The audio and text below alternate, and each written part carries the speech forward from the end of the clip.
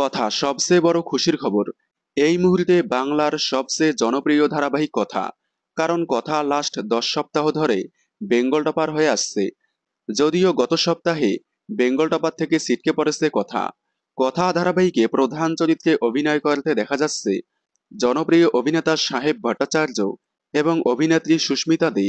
দুজনই কথা ধারাবাহিকে দুর্দান্ত অভিনয় করে বেশ কিছু অ্যাওয়ার্ড জিতে নিয়েছেন। সম্প্রতি টিভি9 বাংলার ঘরের বাইস্কোপ অ্যাওয়ার্ডে দর্শকদের ভোটে সেরা জুটির অ্যাওয়ার্ড পেয়েছে কথা এবি। এছাড়াও সেরা অ্যাক্টরের অ্যাওয়ার্ড পেয়েছে অভিনেতা সাহেব ভট্টাচার্য। তাছাড়াও আরও বিভিন্ন অ্যাওয়ার্ড শোতে অ্যাওয়ার্ড পেয়েছে সাহেব ভট্টাচার্য এবং সুস্মিতা দে।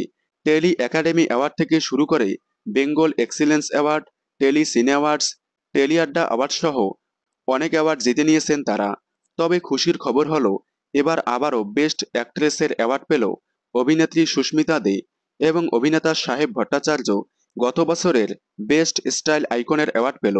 বছর শেষে টুডে স্টোরি বেঙ্গল আইকন অ্যাওয়ার্ডে বেস্ট অ্যাক্ট্রেসের অ্যাওয়ার্ড পেল সুস্মিতা দে এবং বেস্ট স্টাইল আইকনের অ্যাওয়ার্ড পেল সাহেব ভট্টাচার্য।